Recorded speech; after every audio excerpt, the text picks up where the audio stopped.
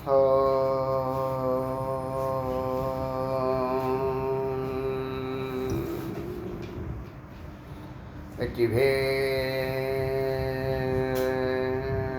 முருகனுக்கு அரோஹரா.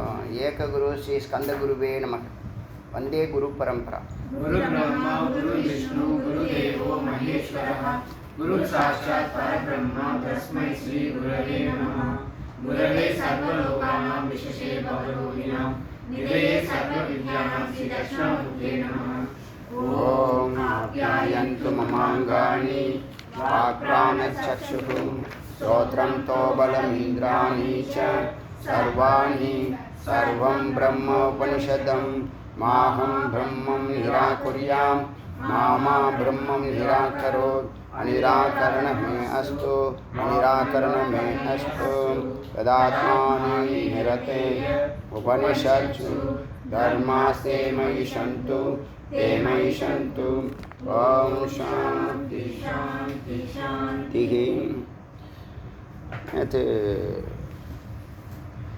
நேற்று மைத்ரேயி உபனிஷத்தில் ஒவ்வொரு மந்திரமும் உத்தமமான மந்திரமாக இருக்குது. இப்போ இந்த மாதிரி மந்திரங்களை இந்த மாதிரி உபனிஷத்தை அத்தியனம் பண்ணாதவங்களுக்கு என்ன ஆகும்னா இந்த மாதிரி சிந்தனைகள் வராது, தூண்டப்படாது. இப்போ நேற்றுக்கு என்ன பார்த்தோம்? நேற்று அந்த கடைசி மந்திரம் 39-40 உத்தமா தத்துவ சிந்தைவ மத்தியமம் சாஸ்திர சிந்தனம் அதமா மந்திர சிந்தா ச தீர்த்த பிராந்திய தமா அதம்மா அனுபூதி வினா மூடோ விருத்தா பிரம்மணி மோதத்தே பிரதிபிம்பத் சாக்கா அக்ர பலாசாதனம் மோதவத். அதாவது இப்போ சிஷ்யர்களுக்கு பலவிதமான தேடல்கள் இருக்குது. குருவுக்கு லட்சணம் ஸ்ரோத்ரியம், இந்த பிரம்மனிஷ்டங்கிறது மட்டும் இல்லாமல் சிஷ்ய வித்தாவும் இருக்கணும். சிஷ்ய வித்னா சிஷ்யர்களை பூர்ணமாக அறிஞ்சு வச்சுக்கணும். அவங்கள்ட்ட ஏகப்பட்ட கேள்விகளை கேட்டு அவங்க மைண்டில் என்ன இருக்குங்கிறத நம்ம தெரிஞ்சுக்கணும். அப்போ அவங்க கேள்வி ஏன் கேட்குறாங்கங்கிறது உங்களுக்கு தெரிஞ்சாலும் தெரியாட்டினாலும் நீங்கள் பதில் கரெக்டாக சொல்லணும். உங்களுடைய அனுபவம் என்ன இருக்கு, நீங்கள் எங்கே இருக்கீங்கிறது நீங்கள் சொல்கிற பதிலில் இருந்து நம்ம கண்டுபிடிச்சிடலாம். அதனால் கேள்விகள் நிறைய கேட்கும்போது பதில் சிந்திச்சு சொல்லாமல், ஒப்புக்கு சொல்லாமல் ரியாலிட்டி எதுவோ அதை சொல்லணும். அப்படி சொன்னால் அதுக்கான ட்ரீட்மெண்ட்டை அவங்க கொடுப்பாங்க. அது ஒரு பாயிண்ட்டு. அப்படி இல்லைன்னா என்னாகும்? இப்போ சொல்லக்கூடாது. குருஸ்தானத்தில் இருக்கிறவங்க எல்லாரும் அனுபூதிக்கு போயிருக்காங்கன்னா 90% கிடையாது. இருக்கிறத அவங்க என்ன பண்ணுறாங்க, எடுத்து டிரான்ஸ்லேட் பண்ணுறாங்க, பேசுகிறாங்க. இது அனுபூதி ஆகாமல் பேசுனா அனுபூதி ஆகாது. அப்போ எங்கே நிற்கும்? அனுபவத்துக்கும் வராது, அறிவிலேயே நிற்கும். அது எப்படி நம்ம தலைக்குள்ளே என்ன நடக்குதுன்னு ஒரு 3-4 இயர்ஸ் பேக் பேசியிருக்கோம். இது ஏன்னா அதெல்லாம் படிப்படியாக சொல்லுவேன், எக்ஸ்பிளைன் பண்ணுவேன். இன்ட்ரோ கிளாஸுன்னு சில விஷயங்கள் சொல்லிவிட்டு அப்படியே விட்டுருக்கோம். அதுக்கான பதிலெல்லாம் இப்போ மந்திரங்கள் கிடைக்குது, சிந்தனையை தூண்டுது. அதுக்கு ஒரு சார்ட்டு போட்டிருக்கேன். அது புரிஞ்சிச்சா? இப்போ உங்களுக்கு பூர்வ புண்ணியம் இருந்தால் இப்போ புண்ணியம் செய்திருந்தால் அப்போ தான் உங்களுக்கு என்ன ஏற்படுது? முமுட்சு ஏற்படுது. முதல்ல என்ன பண்ணியிருக்கோம்? எப்போ முமுட்சு ஏற்படுதுங்கிறதுக்கு காரணம் பூர்வ புண்ணியம் இருந்தால் முமுட்சு ஏற்படும். இல்லை இப்போ புண்ணியம் பண்ணியிருக்கீங்க அப்படின்னா முமுட்சு ஏற்படும். அது எங்கே ஏற்படுது? அதுக்கு 4 லொக்கேஷன் சொல்லியிருக்கேன். ஹிருதயம், புருவமத்தி, நடுநெற்றி, சகசிராரம். இது ஒரு அனுமானம்தான். கிட்டத்தட்ட 95% கரெக்டாக இருக்கும், 98% கூட கரெக்டாக இருக்கும். தொட்டு காட்ட முடியல, அதனால் சுட்டி காட்டுறோம். இப்போ முமுட்சுக்கு காரணம் புண்ணியம். அது எங்கே? இருதயத்தில் முமுட்சுங்கிற அந்த உணர்வை ஏற்படுத்துது, தேடலை ஏற்படுத்துது. தான தர்மத்தை செய்ய தூண்டுவாங்க குரு. இது ஒரு நிலை. இப்போ இது நாள் வரைக்கும் அவன் எங்கே இருந்தான்? மூலாதாரத்தில் போகம், சுவாதிஷ்டானத்தில் சாப்பாடு, மணிப்புரகத்தில் வேலை, மறுபடியும் போகம், தூக்கம், சாப்பாடுன்னு செத்து போனவனுக்கு அவனுடைய புண்ணிய பலன் அல்லது பூர்வ புண்ணிய பலன் என்ன பண்ணுது? அவனை ஹிருதயத்துக்கு கொண்டு வருது. ஹிருதயத்துலேருந்து தான் குரு மேலே தூக்க முடியும். ஏன்னா அடிமட்டத்தில் இருக்கிறவனுக்கு ஒன்றுமே புரியாது. இப்போ ஹிருதயத்துலேருந்து அவனை மேலே தூக்கிறதுக்கே நிறையா செலவை இழுத்து விடுவார். இதை பண்ணு, அதை பண்ணு, அன்னதானம் பண்ணு, அங்கே பூஜைக்கு பண்ண முடியும், இது கொடு, அது கொடுன்னு சொல்லிகிட்டே இருப்பார். அது இப்போ முன்னாடியே பார்த்தீங்கன்னா முன்னதை விட இப்போ அதிகமான தான தர்மங்களில் அதிகமாக உங்கள் மனம் லயிச்சிருக்கும். அதுக்கான ரியாக்ஷனும் நீங்கள் நல்லா அனுபவிச்சிருப்பீங்க. செலவுகளை ஆன்மீகத்துக்கு செய்கிற செலவு எல்லாம் 1க்கு 100 ரிட்டர்ன் ஆகும். குழந்தைங்களோட எஜுகேஷனுக்கு நீங்கள் செலவு யோசிக்காதீங்க, தைரியமாக பண்ணுங்கள். ஏன்? இதெல்லாம் என்னது? ஒரு இன்வெஸ்ட்மெண்ட்டு மாதிரி தான். அதில் என்னது? பொருளாதாரத்துக்காக நீங்கள் அங்கே எஜுகேஷனுக்கு செலவு பண்ணுறீங்க. இங்கே புண்ணியங்கிறது என்னதுன்னா அருளாதாரத்துக்காக வாங்குகிற ஒரு விஷயம். அப்போ என்னதுன்னு கேட்டாங்க, இந்த தர்மம் செய்கிற பழக்கம் வருது. இது இப்போ நான் 10 4ஆக்குறேன். 10 பிளேஸை 4 பிளேஸ் ஆக்குறேன். அதாவது சூழ, சூக்ஷ்மம், காரணம், துரியங்கிற மாதிரி 4ஆக மாத்திரம். அடுத்தது சாஸ்திர கிருப்பா, குரு கிருப்பா, ஈஸ்வர கிருப்பான்னு வார்த்தை சொன்னோம். அது எதுக்கு சம்மந்தம் இல்லாமல் வருதுன்னு தோணுச்சா உங்களுக்கு? சம்மந்தம் இருக்கா இல்லையா? சம்மந்தம் இருக்கா இல்லையா? சம்மந்தம் இருந்தால் தான் இங்கே அது புரியும். சம்மந்தம் இருக்குது. சாஸ்திரம் எப்போ வருது? புண்ணிய பூர்வ புண்ணியமாகி முமுட்சோத பிற்பாடு சாஸ்திரம் வருது. இப்போ இந்த முதல்ல முமுட்சு வந்தது என்னது? இந்த ஆத்மா, இந்த உடம்பை, இந்த மனசை, ஆத்மாவை பிரம்மன்னு சொல்கிறான். அயமாத்மா பிரம்மங்கிற மகா வாக்கியத்தை அவன் முதல்ல கேள்விப்படுறான். யார் மூலியமோ? ஒன்றும் புரியாதவனுக்கு. அயமாத்மா பிரம்மனா என்னன்னு புரியாது. ஆனால் நாமளே கடவுள்னு சொல்கிறாங்களே அப்படின்னு அரைகுறையாக கேட்டிருப்பான் இல்லையா? அங்கே நிற்கிறான் அந்த முதல் மகா வாக்கியத்தில். இப்போ 2வது இடத்துல சாஸ்திர கிருப்பா ஏற்படும். புண்ணியத்தினால சாஸ்திர கிருப்பா ஏற்படுது. சாஸ்திர கிருப்பத்தினால அப்போ குரு 2 இடத்துல வேலை செய்கிறாங்க. சாஸ்திர கிருப்பாலையும் வேலை செய்கிறாங்க, குரு கிருப்பாலையும் வேலை செய்கிறாங்க. அதே மாதிரி பிரம்மமும் 2 இடத்துல வேலை செய்யுது. ஈஸ்வர கிருப்பாங்கிற அந்த உச்சத்துலேயும் வேலை செய்யுது. முமோட்சு கொடுக்குற தான தர்மத்தை பண்ண வைக்கிறதுலையும் 2 இடத்துல ஈஸ்வர கிருப்பா வேலை செய்யுது. இப்போ இதனுடைய லொக்கேஷன் என்ன? ஒன்று இருதயத்துலேருந்து இப்போ பூர்வ மத்திக்கு வரான். அவன் எங்கே இருக்கான்னு கேட்டால் முமோட்ச நிலையிலேருந்து ஞான வைராக்கியம்னு சொல்லக்கூடிய அறிவு, ஞானம்னா விஸ்டம் இல்லை, இன்ஃபர்மேஷன், நாலேஜுன்னு சொல்லக்கூடிய அந்த நாலேஜும், சரி எது தப்புங்கிற விவேகமும், சரியானதை செய்கிறதும் தப்பானதை விடுறதுங்கிற ஒரு மனநிலை அவனுக்கு வரும். அறிவில் நிற்கிறான்னு அர்த்தம். விவேகம் வைராக்கம் வரும் நிலை. அதை நம்ம சாஸ்திர கிருப்பான்னு சொல்கிறோம். இங்கே பிராக்யான் பிரம்மங்கிறத அவன் நல்லா கேள்விப்பட்டுருவான். நல்லா உபதேசம் ஆகிடும் அவனுக்கு. அறிவு தான் இறைவன். அப்போ பிராக்யான் பிரம்மங்கிற அந்த மகா வாக்கியம் அந்த இடத்துல அங்கே வேலை செய்யுது. அடுத்தது குரு கிருப்பா இப்போ நேரடியாக வரப்போகுது. இப்போ சாஸ்திரத்தை இவன் என்ன பண்ணியிருப்பான்? எங்கெங்கேயோ கண்டபடி படிச்சிருப்பான். எதை படிக்கணும், எதை படிக்கக்கூடாது, எது சரி, எது தப்பு, எதுவும் தெரியாது. கண்டபடி முமுட்சுவா அந்த ஜிஞ்ஞாசா இருக்கும் அவனுக்கு. எப்படியாவது இறைவன் அடைஞ்சிடணும், அப்படி பண்ணணும், இப்படி பண்ணணும், சாதிச்சிடணும்னு நினைக்கிறான்ல. அப்போ கண்டபடி படித்ததை எல்லாத்தையும் குருவானவங்க ஃபில்டர் பண்ணி சரியான விஷயங்களை ஏற்றுக்கிட்டு தவறான விஷயங்களை நீக்கிடுறான்னு சொல்லிட்டு இந்த 6000 புத்தகம் படித்தவனை 6 புத்தகம் படிக்க வச்சிடறாரு. 6 3ஆக்கிடுறாரு. அதனால் இவன் பூர்வ மத்தியில் இப்போ எப்படி இருக்கான்? பூர்வ மத்தியில் தான் அவன் தன்னை யாருன்னு உணர்றான். அறிவு வர பிற்பாடு தான் தான் யார், உலகம் என்ன, கடவுள் யாருங்கிறத அறியிறானா?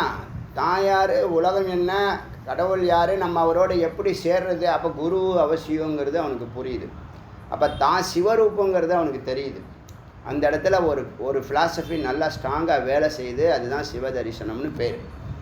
அதுக்கப்புறம் என்ன செய்வான்? அதோட இணையணும்னு நினைப்பான். இப்போ அவரோட இணையணும்னா முதல்ல குரு கிருப்பா வேணும். இப்போ சாஸ்திரம் என்ன பண்ணுச்சு? நீ யார், உலகம் என்ன, பிரம்மம் என்ன, அதெல்லாம் சொன்னிச்சு. குரு அதை செய்து காட்டுறாங்களா? அந்த இடத்துல அவங்களுடைய ஸ்தானம் அவனை ஞானத்துலேருந்து யோகத்துக்கு அழைச்சிட்டு போகிறாங்க.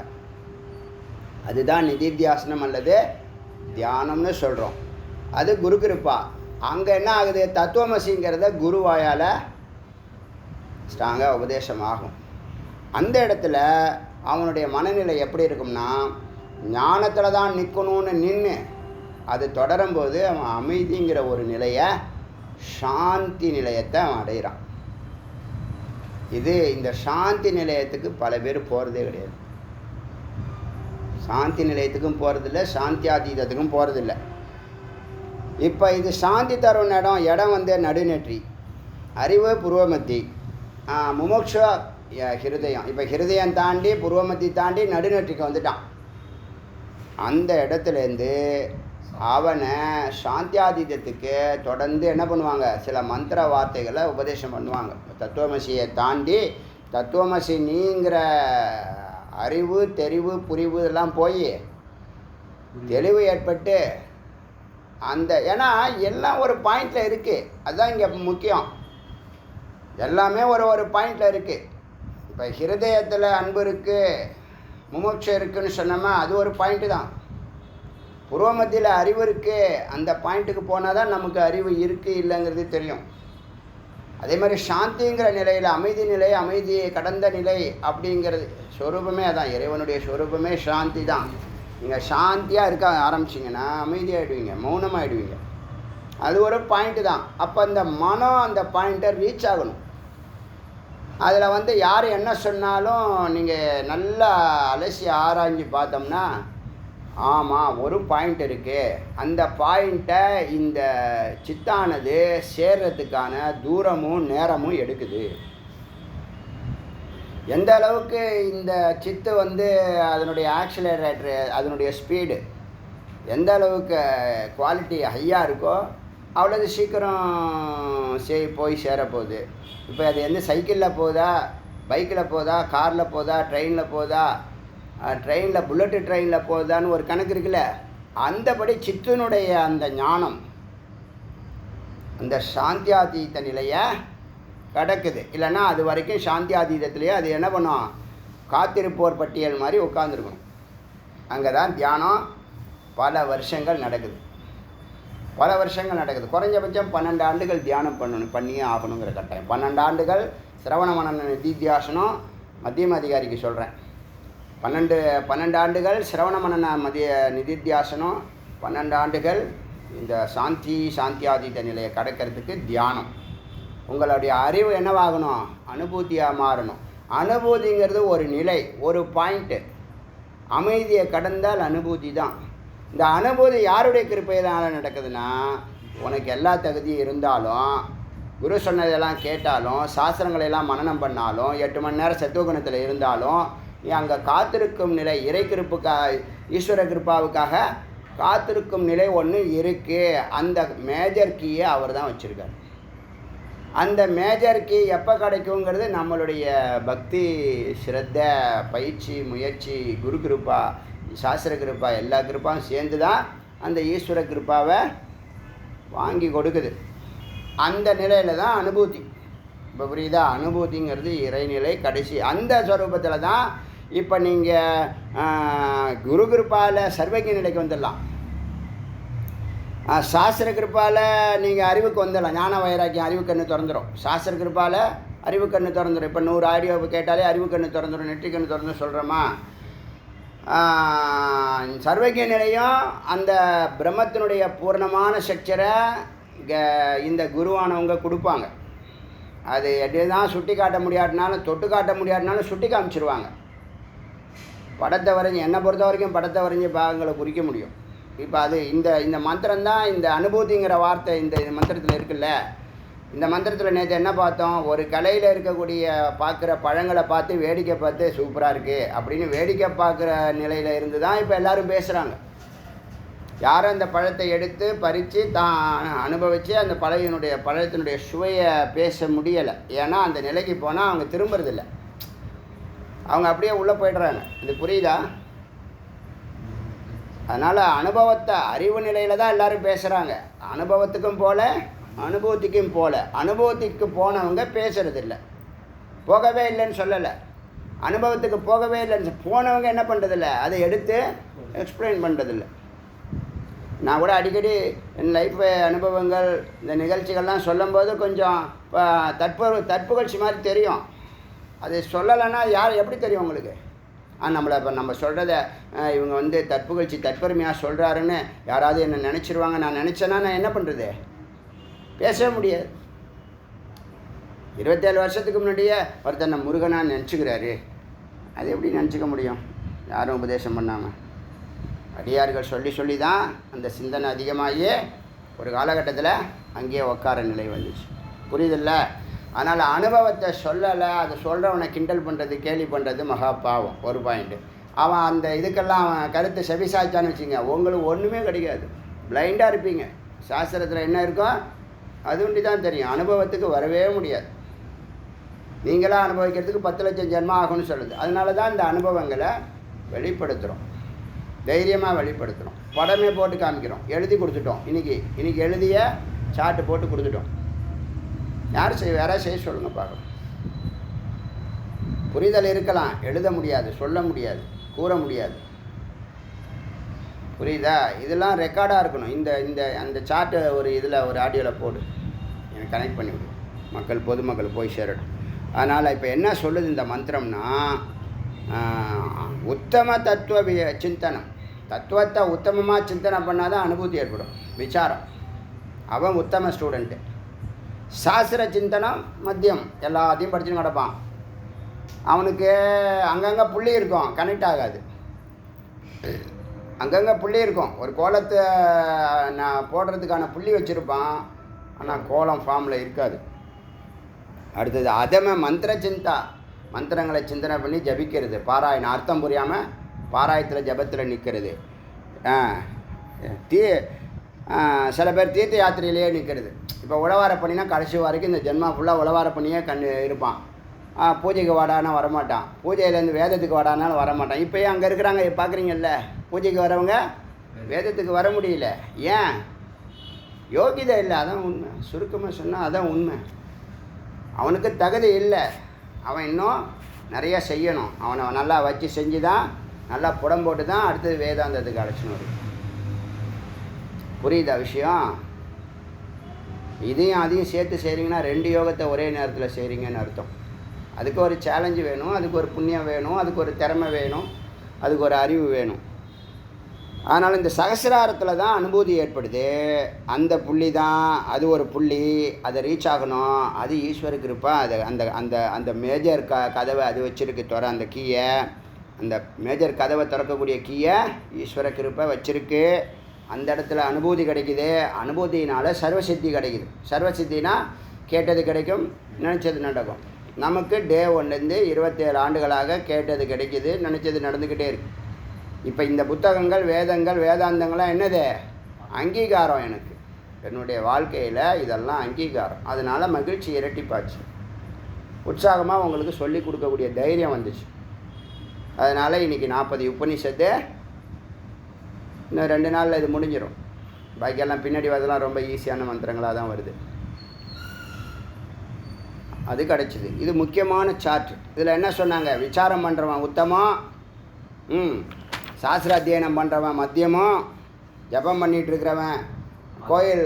அதமம்னா என்ன? குவாலிஃபிகேஷனில் மார்க் எவ்வளோ தான்? 35, 60, 70, 75ன்னு போட்டுக்க வேண்டியதான். இதே நீங்கள் இப்போ நீங்கள் இதை கேட்டகரி பண்ணுறது, இதை நீங்கள் யூஸ் பண்ணலாம். எப்படி கேட்டகரினா, இப்போ நான் மந்திரம் உங்களுக்கு 100 மந்திர வார்த்தைகள் கொடுத்துருக்கேன்ல, அதில் முமுக்ஷா இருக்கிறவனை சார்ந்த விஷயங்களை எல்லாம் அந்த கேட்டகரியில் போடணும். குரூப் 4. முமுக்ஷிலேருந்து சர்வஜம் வரான்ல, அறிவுக்கு சாஸ்திரத்துக்கு வரான்ல, அறிவுக்கு வரான்ல, அவன் 50%, 25, 50, 75, 100ன்னு போட்டுக்கிட்டு கேட்டகரி 4, கேட்டகரி 3, கேட்டகரி 2, கேட்டகரி 1ன்னு போட்டு முமுக்ஷா இருக்கிறவனை 4லையும், அறிவில் நிற்கிறவனை 3லையும், அனுபவத்தில் நிற்கிறவனை 2லையும், அனுபவத்தில் நிற்கிறவனை 1லையும், இப்படி கேட்டகரி பிரிச்சிடணும். இப்போ நான் சொல்கிற மந்திரம் அறிவில் வருதா, அனுபவத்தில் வருதா, அனுபவத்தில் வருதா, முமுட்சிலே இருக்கானா? சில விஷயங்கள் நியமங்கள்லாம் சொல்லும், சில விஷயங்கள்லாம் செயல்பட சொல்லும், சில விஷயங்கள் மனனம் பண்ண சொல்லும், சில விஷயங்கள் தியானம் பண்ண சொல்லும், சில விஷயங்கள் அனுபூதியை பற்றி பேசுதா இல்லையா மந்திரங்கள்? அதில் இருக்கிற மந்திரங்களை நீங்களே அதை என்ன பண்ணலாம்? கேட்டகரி பிரிக்கலாம். சொல்கிறது புரியுதா? இப்போயா அதில் இப்போ 100 மந்திரம் சொல்லியிருக்கேன், 25 வார்த்தையை 4ஆக பிரிச்சிடலாம். அதுக்கு பொருந்துகிற வார்த்தையை தான் போடணும், பொருந்தாத வார்த்தையை போடக்கூடாது. முமுட்சு கேட்டகரியில் அது இந்த ஃபோட்டோவை பார்த்துங்க, இதை கையில் வச்சுங்க. ஒரு நோட் எடுத்து கொடுத்துருக்க 100 வேர்டோ 200 வேர்டோ அதில் முமுட்சு சம்மந்தப்பட்ட வேர்டெல்லாம் முமுட்சு கேட்டகரியில் போட்டுடணும். ஒரு பேஜ் ஃபுல்லாக அதுவாக இருக்கட்டும். 1, 2ன்னு ஒரு 50 வேர்டு, 25 வேர்டு போடுங்க. அடுத்தது அறிவு ஞான வைராக்கியம் பெற்றவன், நெற்றிக்கண் திறந்தவன், சாஸ்திர சிந்தனை பண்ணிக்கிட்டு இருக்கான், மனனம் பண்ணிக்கிட்டு இருக்கிறான், குருவோட பயணம் செய்கிறான், அவனுக்கு உபதேசம் நடந்துக்கிட்டு இருக்கு, அவனை எல்லாம் அறிவு சிந்தனையில் அறிவு கேட்டகரியில் போடுங்க. அடுத்தது என்னது? அனுபவம். அவனு என்னது போகிறது? அனுபவங்கிறது என்னது? ஒன்றையும் நல்லா விரும்பி செய்கிறான், புரியுது அவனுக்கு, புறமத்தியை தாண்டுறான், சாந்தி நிலைக்கு வந்துட்டான். அவனுக்கு உள்ள அனுபவம் வேறுபட்டு தான் இருக்கும். அதுக்கெல்லாம் நேரமும் காலமும் இருக்குது, பயிற்சியும் முயற்சியும் இருக்குது, ஸ்ரத்தை இருக்குது, பக்தி இருக்குது. இதெல்லாம் பண்ணி ப்ராக்டிக்கலாக பண்ணி பார்த்தீங்கன்னா இந்த 100 வார்த்தையும் 4 கேட்டகரியில் பிரித்து அனுபூதியில் ரொம்ப கம்மியாக தான் வார்த்தைகள் வரும். அனுபூதி பற்றி யாரும் பேச மாட்டாங்க. மொத்த பகவத்கீதையை படித்தா கூட 1 மணி நேரம் அனுபூதியை பற்றி பேச முடியாது.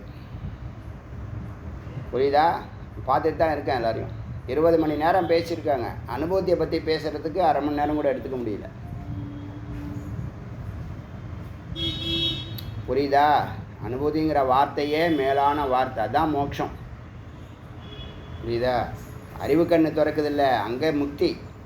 முக்தி வேறு, மோட்சம் வேறு. முக்திங்கிறது ஜீவன் முக்தன் வாழும்போது பயம், கவலை, துயரம், குழப்பம், பதட்டம்லாம் இல்லாத ஒரு வாழ்க்கை, அது ஜீவன் முக்தன். மோட்சங்கிறது மரணத்துக்கு அப்புறம் சாலோகம், சாரூபம், சாமீபியம், சாயுஜ்யம்னு அவரோட 2 கலக்கிறது 4 கேட்டகரியில். அது மோட்சம். திரும்பி பிறக்க வேண்டாம். ஜீவன் முக்தன் இறக்குற வரைக்கும் ஜீவன் முக்தன். எந்த பிறவி எடுத்தாலும் அவன் ஜீவன் முக்தன் தான். லோகம் அதுக்கு மேலே போகிறது சாயுஜ்யமா, சாலோகமா, சாரூபமா, சாமீபியமாங்கிறது அவன் செய்யக்கூடிய ஞான விசாரத்தை பொறுத்து இருக்குது. இப்போ நம்ம எதில் அதிகமாக கவனம் செலுத்தின்னு இருக்கோம்?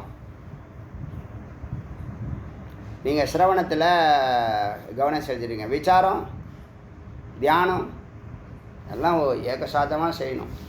சிரவணம் இங்கே நடக்குது, மனனமும் இங்கே நடக்குது, விசாரமும் நடக்குது. வீட்டில் பண்ணால் என்ன ஆகும்? வீட்டில் ஆடியோ போட்டு கேட்டால் மறுபடியும் மனனம் நடக்கும். சிரவணம் இல்லை, அது மனனம். 2வது முறை கேட்குறது மனனம், முதல் முறை கேட்குறது சிரவணம். ஏற்கனவே கேட்டிருந்தால் அது மனனமாகும். மனனமானதெல்லாம் 3வது விஷயம் என்ன ஆகும்னா அனுபவமாக மாறும். சொன்னோன்னே நீங்கள் சொல்லிடலாம் தத்துவமசினா என்ன, அகம் பிரம்மாஸ்மினா என்ன. அந்த நிலையில், இந்த அனுபூதி நிலையில் தான் அகம் பிரம்மாஸ்மி உணர்வு வரும். நம்மளை நாமளே ஆமாம் நமக்குள்ளே கடவுள் இருக்கிறான், நம்மளை வச்சு செய்கிறான்ங்கிற ஒரு அறிவு வந்தாலே போதும். நமக்குள்ளே கடவுள் இருக்கிறான், நம்மளை வச்சு எல்லா காரியத்தையும் பண்ணிக்கிட்டு இருக்கான்.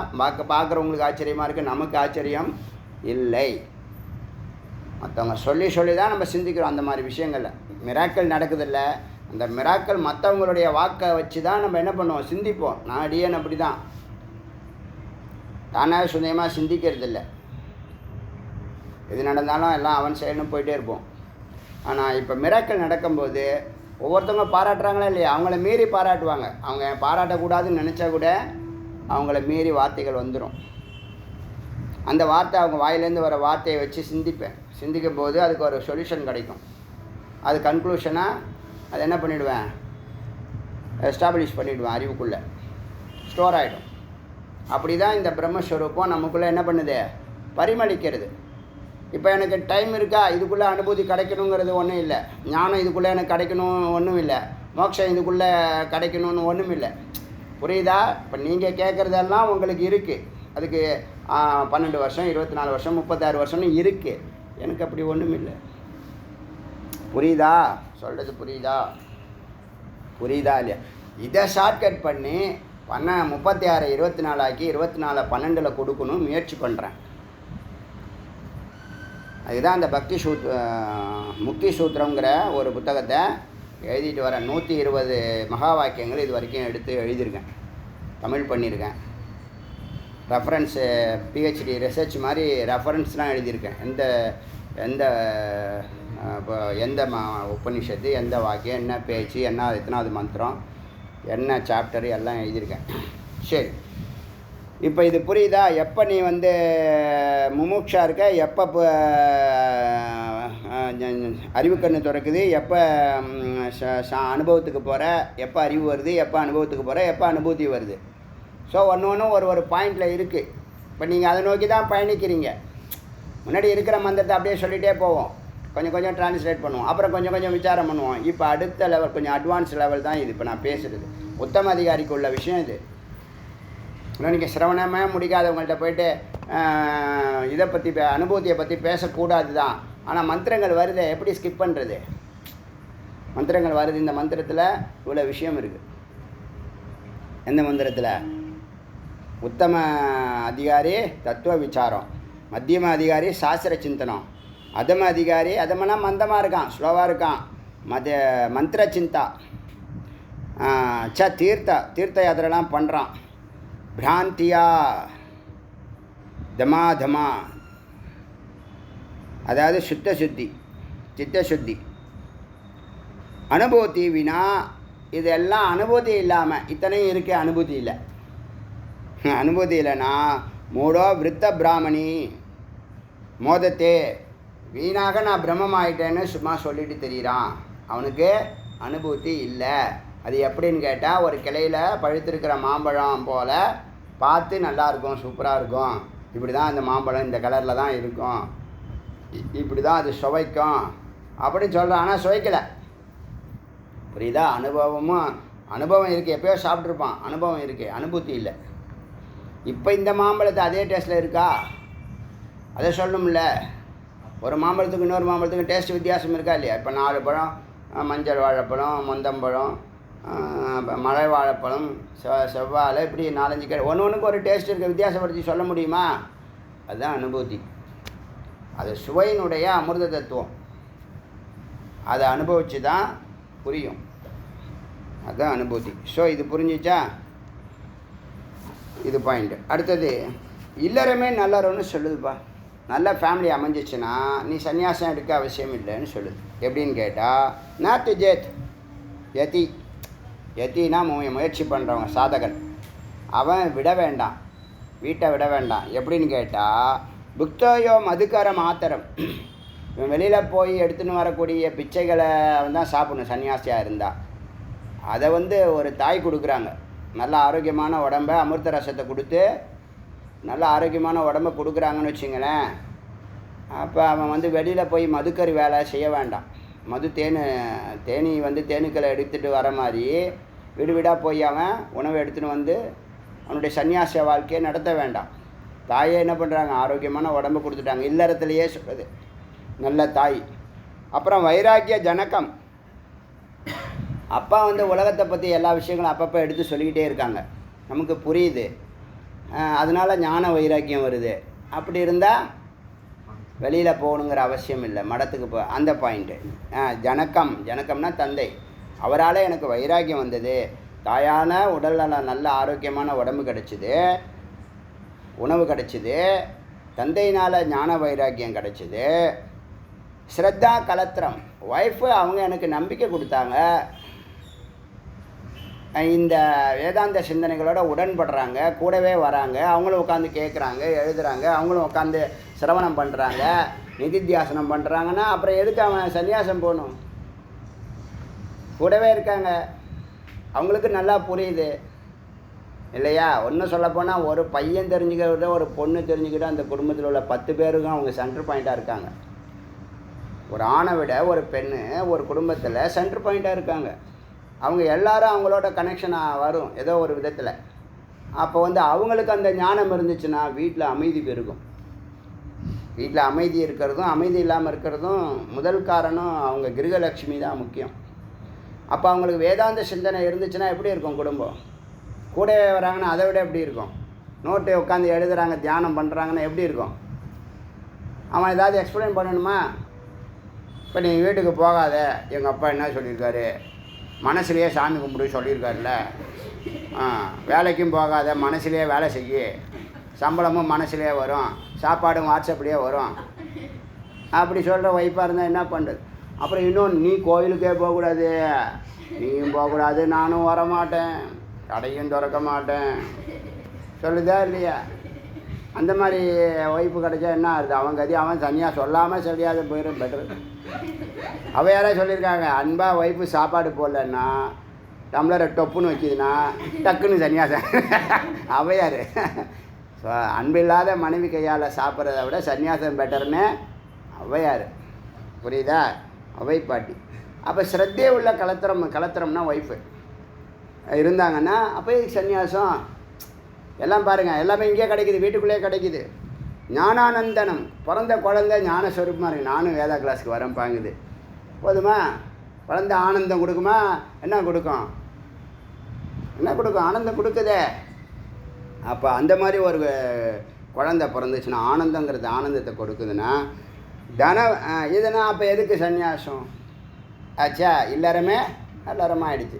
குடும்பம் ஒரு பல்கலைக்கழகம்னு சொன்னான் அந்த காலத்தில். பல்கலைக்கழகம்னு சொல்லுவான். நிறைய நாலேஜ் இருக்கும், நிறைய விஷயங்கள் தெரிஞ்சுக்கலான்னு. ஆச்சா? இப்போது அப்புறம் அந்த இறைவனை தேடாமல் இறை மட்டுமே தேடினான்ல, அவன் இறைவனுக்கு மிக முக்கியமான வேலைக்காரனான். க்ளீனாக சொல்லுது. இறைவனையும் தேடி இறையும் தேடு. 7 வயசுலேருந்து இறைவனையும் தேடுகிறார்கள், இறையும் தேடுகிறார்கள். பாதி பேர் இறைவன் அவசியம் இல்லை, நாங்கள் நல்லா உழைச்சி ரத்த வியர்வை சிந்தி. எதுக்கு ரத்த வியர்வையெல்லாம் சிந்துற நீனு? எது உழைக்கிறேன்னு சொல்ல, எதுக்கு ரத்த வியர்வை சிந்துறேன்னு? எதுக்கு? அதெல்லாம் அனாவசியம் இல்லையா? அறிவு இல்லைன்னா அந்த மாதிரி தான் என்ன பண்ணணும்? ரத்த வியர்வைலாம் எதுக்குப்பா சிந்தணும்? அறிவும் ஆற்றலும் சேர்ந்தால் ஈஸியாக போய்டும் காரியம். அப்படி என்னாச்சுன்னா, அப்படி இறைவனை தேடாமல் தேடினால அவன் என்ன வானான்னா தன விருத்தாவாகிட்டான். நிறைய பணம் சம்பாதிச்சிட்டான். சில பேர் வயோவிருத்தா, வயசாகி போச்சு சில பேருக்கு. இன்னும் சில பேர் வித்யாவிருத்தா, கண்டதையும் படித்து வச்சுருக்கான். ஒன்றுக்கு ஒன்று கனெக்ஷன் இல்லை. எதை கேட்டாலும் எனக்கு தெரியும்பான். ஒரு டீ கடை வேணால் பெஸ்ட்டு டீ கடையை சொல்லுவான். ஒரு துணி கடை வேணால் அந்த கடையில் இது கம்மியாக கிடைக்குமா, இந்த கடையில் சப்பாத்தி சூப்பராக இருக்கும்மா. இதெல்லாம் ஏகப்பட்ட டிக்ஷனரி மாதிரி. அது ஒன்றும் புரோஜனம், அதுக்கு புரோஜனம் இல்லை. எவனாவது அதுக்கிட்ட கேட்டு தெரிஞ்சுக்கலாம். டிக்ஷனரி மாதிரி இருக்கும். புரியுதா? அது என்னது? அது பேர் வித்யாவிருத்தா. வயோவிருத்தா, தனோவிருத்தா, வித்யாவிருத்தா. இந்த 3 பேரும் வாழ்நாள் ஃபுல்லாக இறைவனை தேடல. அதனால் வயசாச்சு, முதிர்ந்து போயிட்டாங்க. எல்லாம் இருக்கே, அறிவு இல்லை, மெய்யறிவு இல்லை. அப்போ என்ன ஆகுது? அவன் ஞான விருத்தசிய, ஞான விருத்தத்தில் இருக்கக்கூடிய குருவை தேடணும். தேடி கிங்கரா, தொண்டு செய்யணும், வேலைக்காரனாக இருக்கணும். இருந்தால் முக்தி நிச்சயம். வயசாகி போச்சு, ஆளும் வளரணும், அறிவும் வளரணும். ஒரு பாட்டு இருக்கு, அதுதான்டா வளர்ச்சி அப்படின்னு ஒரு பாட்டு இருக்கு. பட்டுக்கோட்டைன்னு நினைக்கிறேன். பட்டுக்கோட்டை கல்யாண சுந்தரான்னு. அந்த காலத்தில் நீங்கள்லாம் 90 கிட்ஸு, 2000 கிட்ஸு எப்படி இருக்கீங்க? உங்களுக்கு தான் தெரியாது, விட்டுருங்க. இப்போ என்ன விஷயம்னா, இந்த தனவிருத்தா, வயோவிருத்தா, வித்யாவிருத்தா, இந்த 3 விருத்தாவும் வேஸ்ட்டு. என்ன விருத்தா?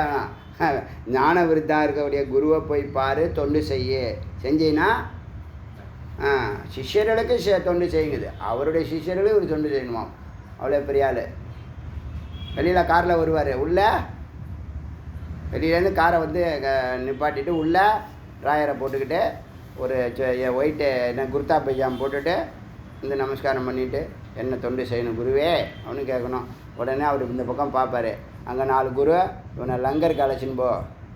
லங்கர்னா நான் கிச்சனுக்கு எல்லாருக்கும் சாப்பாடு போட சொல்லு, பரிமாற சொல்லு, தட்டையெல்லாம் பிளேட்டெல்லாம் கழுவ. கோடீஸ்வரர்கள்லாம் சில இடத்துல இல்லை, குருத்வாரெலாம் அப்படி தான். 24 மணி நேரம் எப்போ போனாலும் சாப்பாடு கொடுப்பாங்க. உலகத்தில் ரொம்ப அதிசயமான ஒரு ஃபிலாசபி அது. நைட்டு 12 மணிக்கு போங்க, 10 நிமிஷத்தில் உட்காருங்க, உங்களுக்கு படுக்க பாய் பெட்டு எல்லாம் கொடுப்பான். கொடுத்துட்டு உடனே சமையல், சப்பாத்தி தால் வந்துடும். அரை மணி நேரத்துக்குள்ளே வந்துடுங்க. ஆச்சரியமாக இருக்கும். எந்த ஹோட்டலும் அங்கே இருக்காது, மூடி இருக்கும். நாங்களும் அந்த காரில் பயணம் செய்கிறதுனால நைட்டு 12 மணி 2 மணிக்கெலாம் போவோம். அன்டயத்தில் போய் எழுப்பி இது மாதிரி சொன்னோம்னா போதும், உடனே கதவு திறக்கும், எல்லா கதவும். இதெல்லாம் நிறைய அனுபவிச்சிருக்கோம். சரி, இப்போ இந்த நல்லது ஒரு குடும்பம் பார்த்தாச்சு. வாழ்க்கையை விட்டவன், வயசை விட்டவன், அவன்லாம் போய் தொண்டு செய்கிறா அப்படின்னு சொல்லுது. வேதமே சொல்லிடுச்சு. அடுத்தது உயிரை பற்றி ஒரு வார்த்தை சொல்லுது. அதாவது சேத்தஸ் அப்படிங்கிற ஒரு வார்த்தை. சேத்தஸ்னால் சைத்தன்யம். என் மாயையா மோகித்தம் சேத்தஸோ. இந்த உயிர் இருக்க மாயினால் மயங்கி போய் மம ஆத்மானம் தனது ஆத்மாவை அபூர்ணம் பூர்ணமாக ந லப்தவன் அறிவதில்லை, அடைவதில்லை. எதனால்? மாயையினால். ஏன்? மாயை பின்னாடியே போகிறான். அதனால் அவனுக்கு என்ன இல்லை? தன்னுடைய ஆத்மாவை அவனால் அறிய முடிவதில்லை. சிந்திக்கிறதுக்காக நேரம் இல்லையா? இப்போ நீங்கள் கூப்பிடுங்க, பூஜை கூப்பிடுங்க, 25 டிசம்பர் லீவு தான் எல்லாருக்கும், கூப்பிட்டு பாருங்கள். ஒரு காரணம் சொல்லுவான், ஒரு வேலை வச்சுருப்பான். என்ன தடுக்குது? கர்மா. சரி வேதா கிளாஸ் வாடா, நைட்டு 7:30 மணிக்கு மேலே தான்டா வாடான்னு. முக்கியமான வேலை. எத்தனை நாளைக்கு? இந்த ஜென்மா ஃபுல்லாக இருக்குது அவருக்கு. அது விளங்குவாரா? நல்லா வருவடா சொல்கிறான், நீ நல்லா வருவடா அப்படி சொல்கிறாங்கல்ல. என்னை விட நீ நல்லா பண்ணுறடா, நல்லா வருவடான்னு சொல்கிறான். அது மாதிரி கேட்டகரியில் இருப்பான் அவன். காரணம் என்ன?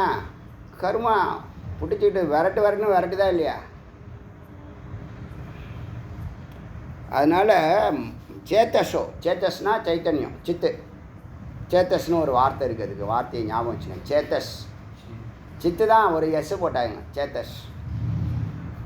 என் மாயையா, எவன் இந்த மாயையினால் மோகிக்கப்பட்ட உயிரானது மாமாத்மானம் தன்னுடைய ஆத்மானத்தை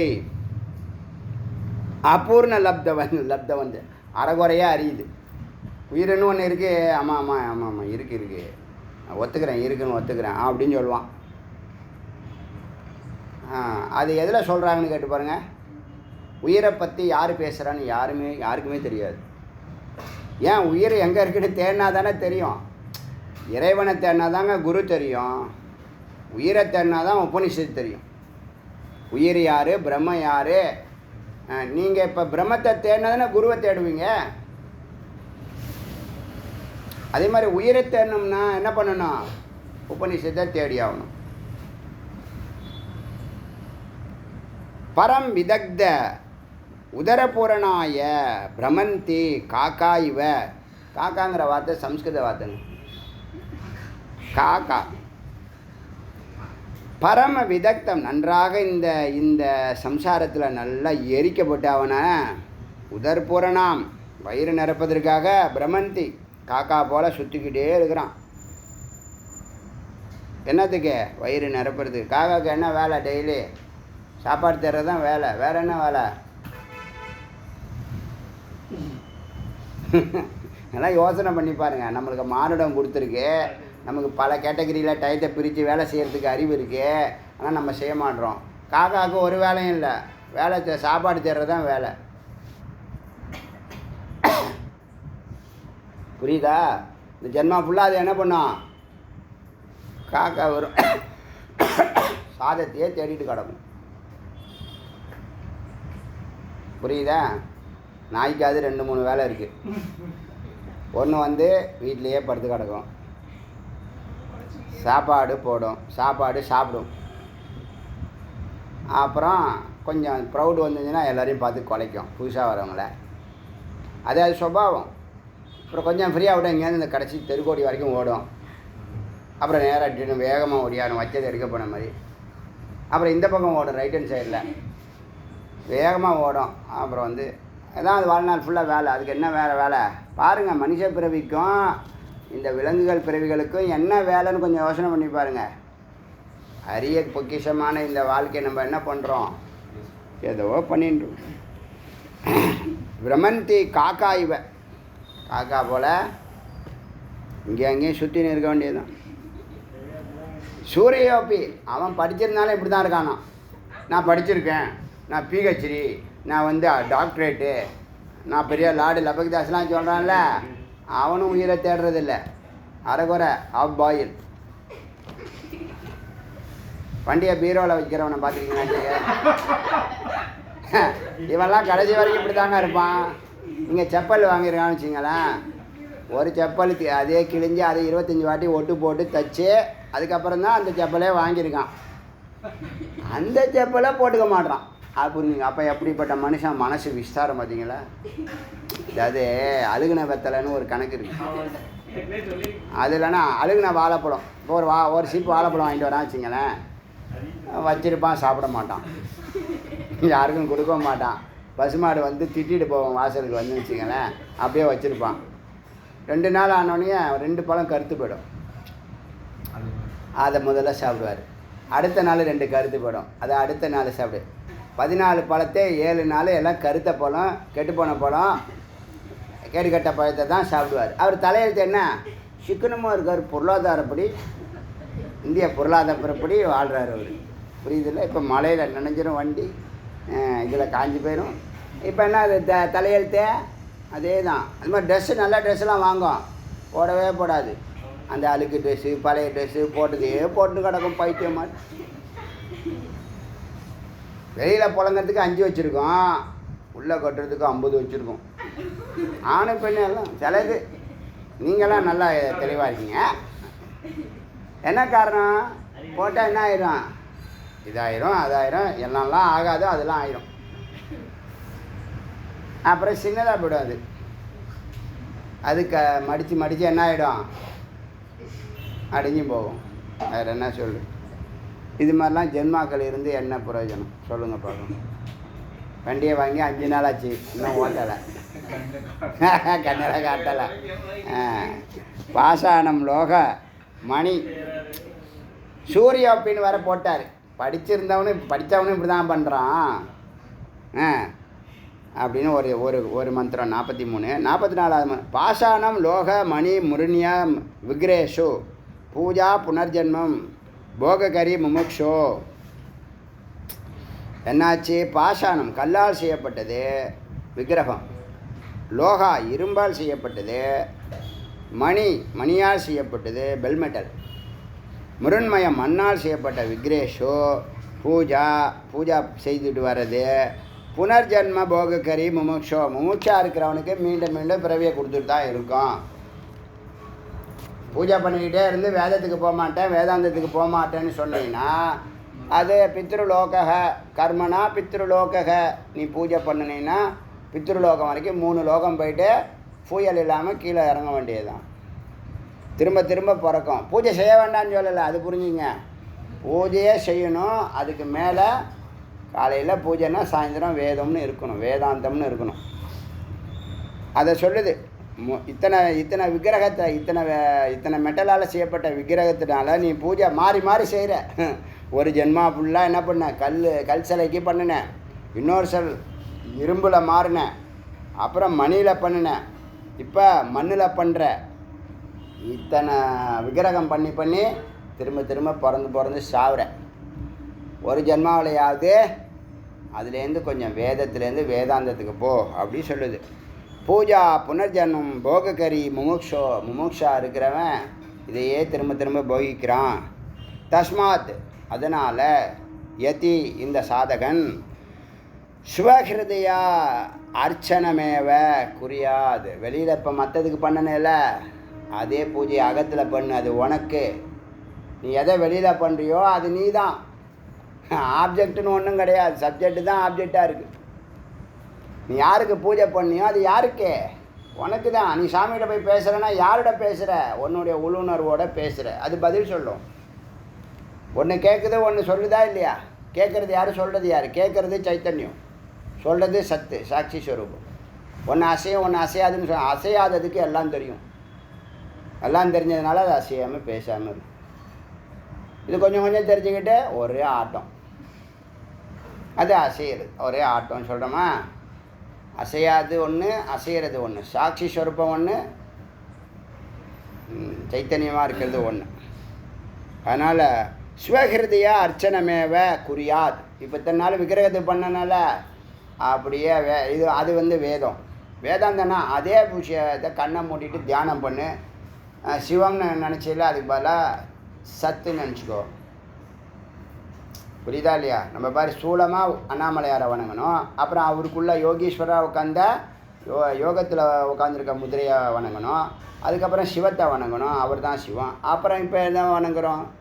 சத்தா வணங்குறோம். அதுபோல் ஸ்வஹிருதிய அர்ச்சனமேவ குறியாது. ஸ்வார்ச்சனம் பண்ணு. பாஹ்ய அர்ச்சனம் பரிஹரே. வெளி பூஜையை நிறுத்து. யாருக்கு? பல ஜென்மா பூஜை பண்ணவனுக்கு. இப்போ எனக்கு பூஜை பண்ணணுங்கிற கட்டாயம் இல்லை, ஆனால் பண்ணுறோம். யாருக்கு பண்ண? மற்றவங்களுக்காக அதை பண்ணணும், லோகக்ஷேமத்துக்காக அதை பண்ணணும். இப்போ அந்த ஞானம் இருக்குது நமக்கு, உங்களுக்கு சொல்லிக் கொடுக்கணுங்கிற கட்டாயம் இல்லை, ஆனால் என்னது பரோபகார்த்தம் சொல்லிக் கொடுக்கணும். எனக்கு நல்லா ஞானம் இருக்கு, நான் எனக்கு வந்து இதெல்லாம் தெரியும், வேதாந்தெல்லாம் தெரியும், ஆனால் யார்ட்டையும் சொல்லித்தர மாட்டேன், யாருக்கிட்டையும் நான் சொல்ல மாட்டேன், அப்படி எனக்கு சொல்லிக் கொடுக்க பிடிக்காது அப்படின்னா என்ன அர்த்தம்? உண்ட ஞானம் இருந்து என்ன பிரயோஜனம்? நிறைய 25 கிலோ தங்கத்தை வச்சுருக்கேன், பீரோவில் வச்சுருக்கேன், வண்டி வாங்கிக்கிறேன், 1 லட்ச ரூபாய்க்கு வாங்கினேன், நெட் கேஷ் கொடுத்து வாங்கினேன், ஆனால் நான் யூஸே பண்ண மாட்டேன், என்னைக்காவது ஒரு நாளைக்கு எடுத்துன்னு வருவேன்.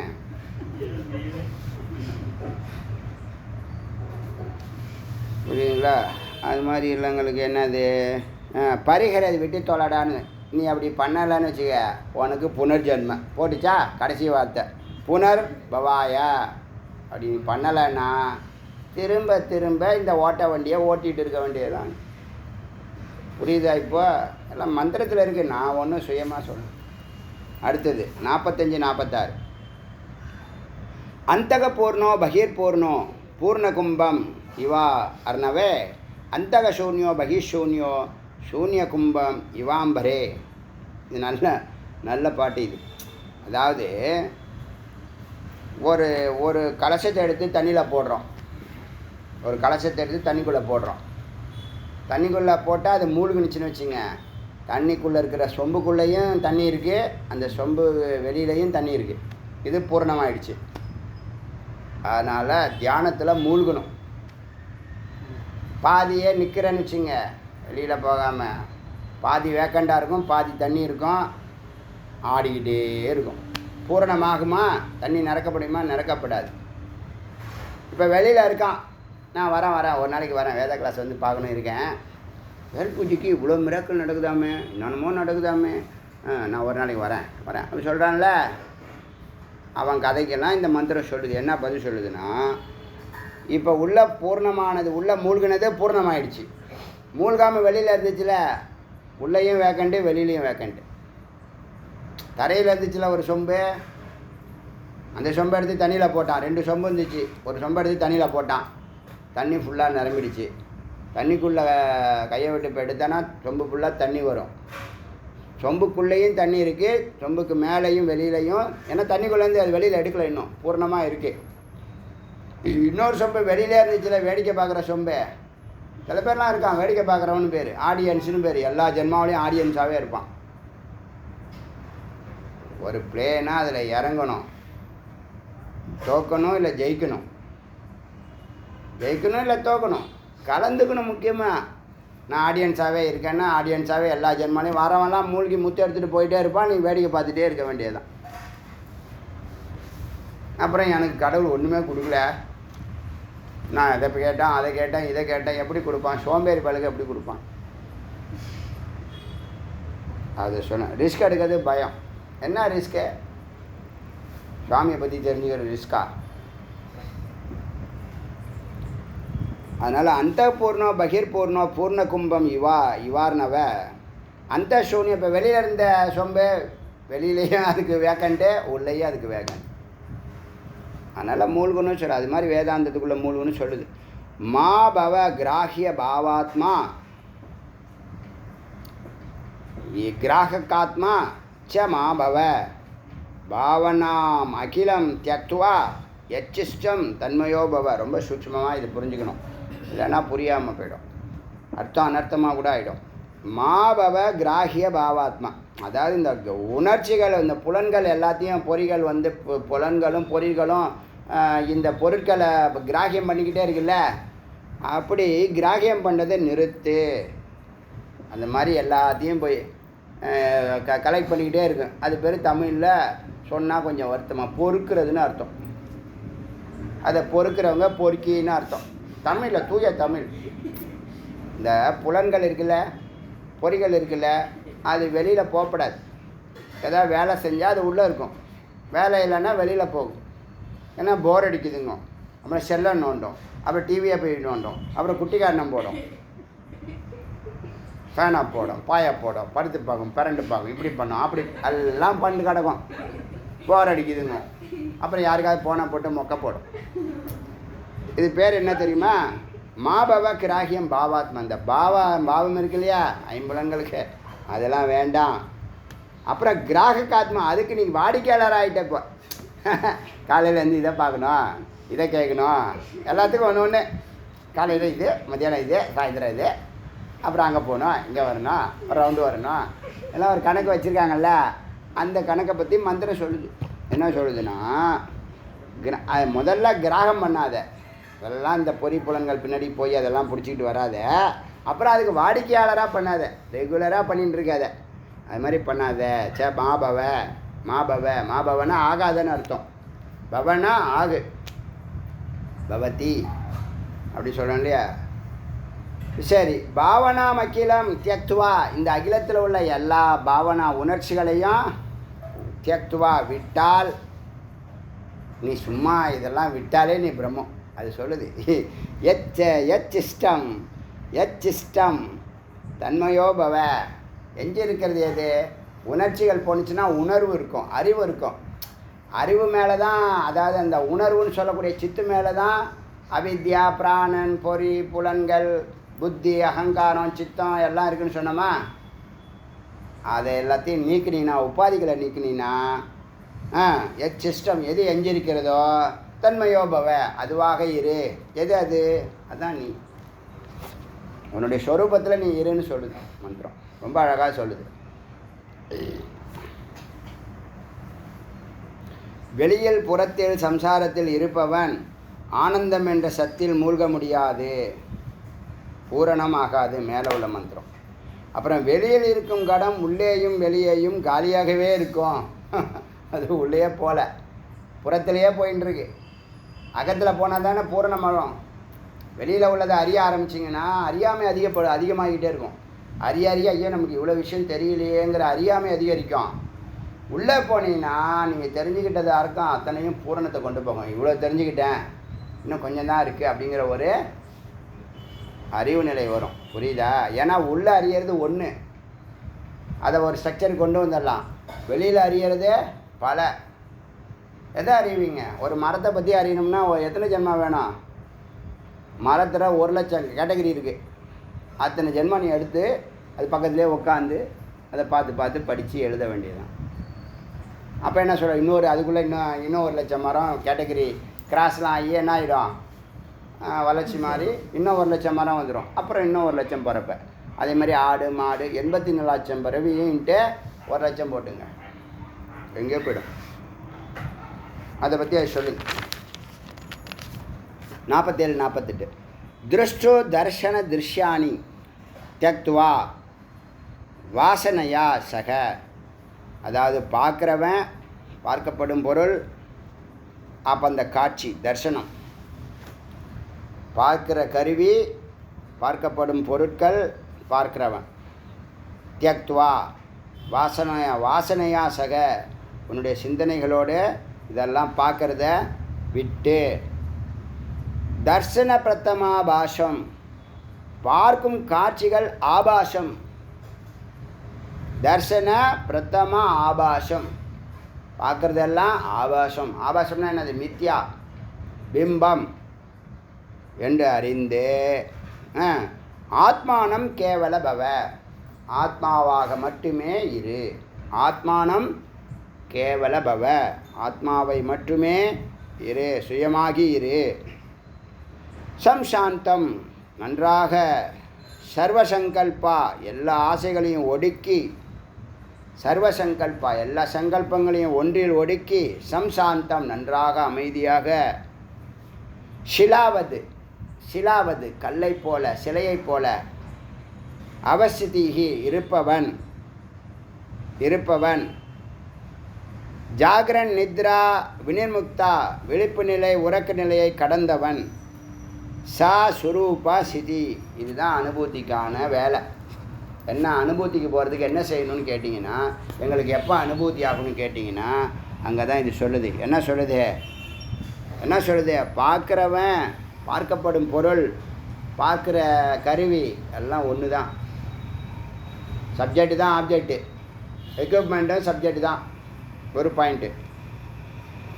அப்புறம் நீ பார்க்குறதெல்லாம் மித்யா, எதெல்லாம் காட்சிக்கு படுதோ, ஏன்னா நீ பார்க்கப்படுற பொருள் இல்லை, நீ பார்க்கிறவன். நீ பார்க்கப்படுற பொருள் எல்லாம் மித்யாவை பார்க்குற. உன்னுடைய மனம்தான் என்னவாக இருக்குது, உன்னுடைய சித்து தான் மனமாகி பொறியாகி புலன்களாகி பொருளாக இருக்குது. அது புரியுதா? எல்லாம் பார்த்துருக்கோம், நம்ம புரியறதுக்காக சொல்கிறேன். அதனால் நீ பார்க்குற பொருட்கள் எல்லாமும் தோன்றும் நிற்கும் மறையும். அப்போ அது பின்னாடி ஏன் போகணும்? அப்படி பார்த்தா சம்சாந்த சர்வசங்கல்பா, 1000 ஆசைகள். முதல்ல இது முக்கியங்க, இதே நிறைய பேருக்கு தெரிஞ்சுக்க வேண்டிய விஷயங்க. முதல்ல நம்ம எவ்வளவு ஆசைகள் பின்னாடி ஓடிட்டு இருக்கோங்கிறத ஒரு கணக்கு போடுங்க, அதையெல்லாம் குறைங்க. 2024 ஆசை குறிக்கோள் ஒரு 3க்கு மேலே போகாதீங்க. இருக்கிற எல்லாத்தையும் விடுங்க, எல்லாத்தையும் 3ஆக சுருக்குங்க. அந்த 3ம் கடைசியில் ஒன்றாயிடும். ஆமாம், அப்படி தான் அடியேன் என்ன பண்ணேன், 6000 6ஆக்குனேன். எத்தனை பர்சன்டேஜ்? 6000ல் 6ங்கிறது 600னா 10%. 6னா எத்தனை பர்சன்டேஜ்? 0.1%. எப்படி கொண்டு வந்தோம்? அந்த 6லேயும் 5 ஒன்றை நோக்கியது. 1 தான் என்னது?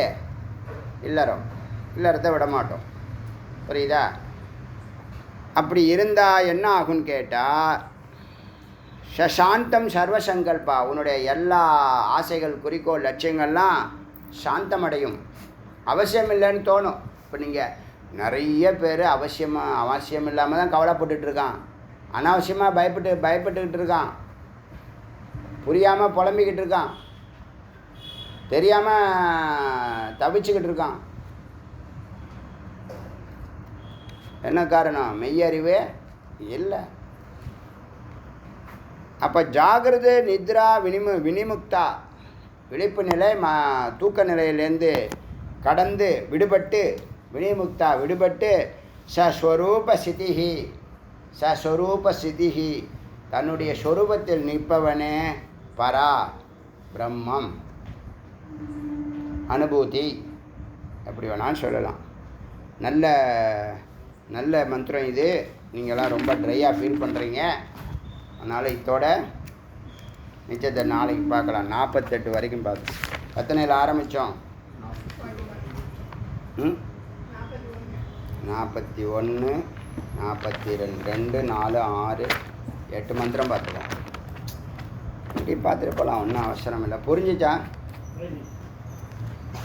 அருணாச்சல சிவ அருணாச்சல சிவ அருணாச்சல சிவ அருணாச்சல அருணாச்சல சிவ அருணாச்சல சிவ அருணாச்சல சிவ அருணாச்சல அருணாச்சல சிவ அருணாச்சல சிவ அருணாச்சல சிவ அருணாச்சல. ஜிவேல் முருகனுக்கரோ.